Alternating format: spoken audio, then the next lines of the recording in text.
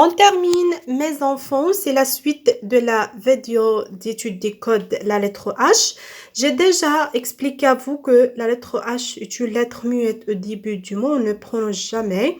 Et quelquefois on fait la liaison, quelquefois on ne fait pas la liaison.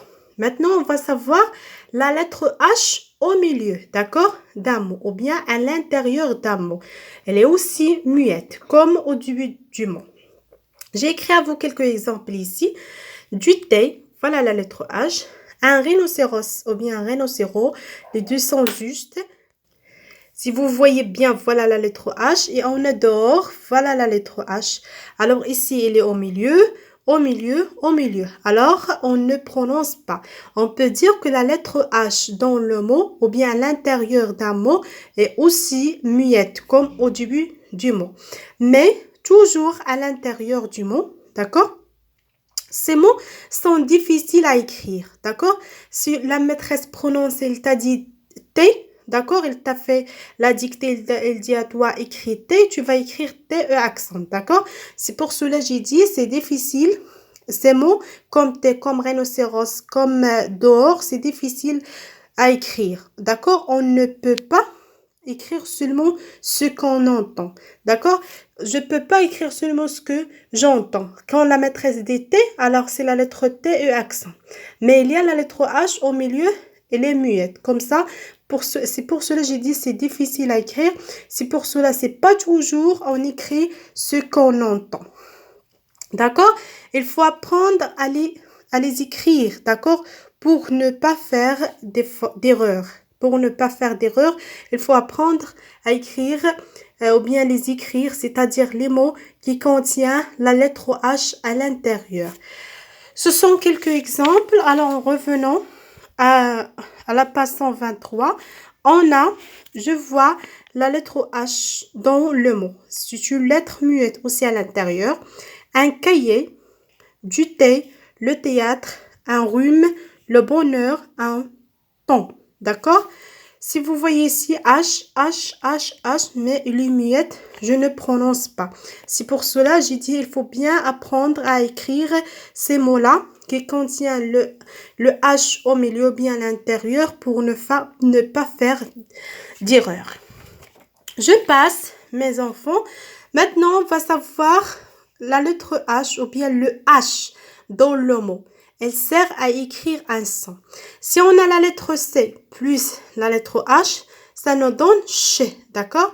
Alors comme ça, la lettre H après la consonne C nous donne un son. C'est le son ch. Alors après C sert à écrire ch. La lettre H après la lettre C, elle sert à écrire le son ch. Comme une cachette, comme le rocher et comme un torchon. D'accord? La lettre H après la lettre C, elle sert à écrire un son. C'est le son ch comme le rocher et comme le torchon. Et aussi, la lettre H après la lettre P nous donne le son fait. D'accord?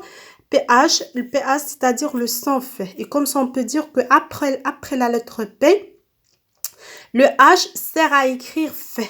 Comme une photo, comme une catastrophe, comme une catastrophe. Il sert à écrire le son fait, d'accord? En revenant ici, ce sont seulement des exemples. En revenant au texte, au manuel, la page 123, je vois H dans le mot. Il sert à écrire un son. Ch, comme une chaise, chambre, branche, chien, cheval, dimanche, cacher, déchirer, empêcher, chuchoter, rechercher, acheter. Elle sert aussi à écrire le son fait après la lettre P, comme une photo, un phare, le téléphone, la pharmacie, l'éléphant, un phoque, un dauphin, l'alphabet, une phrase, un paragraphe, une strophe. D'accord? C'est ça le leçon de la lettre H. Il n'y a pas je retiens ici, mais j'ai déjà écrit à vous un petit texte de je retiens. Je vais vous le montrer maintenant. D'accord? Alors, pour je retiens, j'écris ici, je retiens. Vous, dans votre cahier de leçons, écrivez la date d'aujourd'hui, le vendredi. Je retiens, regardez, le H au début du mot est une lettre muette. D'accord? Quelquefois, on fait la liaison exemple, l'heure, l'histoire. Quelquefois, on ne fait pas la liaison. Exemple, le hibou, le hérisson. D'accord? Le H dans le mot est une lettre muette aussi. Comme exemple, cahier, T. Et le H sert à écrire un son. Après C, le son ch. Regardez, ch, chaise. Après P, le son f, ph, photo. C'est ça, je retiens. Merci beaucoup. J'espère que j'ai bien expliqué à vous ça. Et on va discuter aussi, expliquer une autre fois dans le groupe. Merci, au revoir.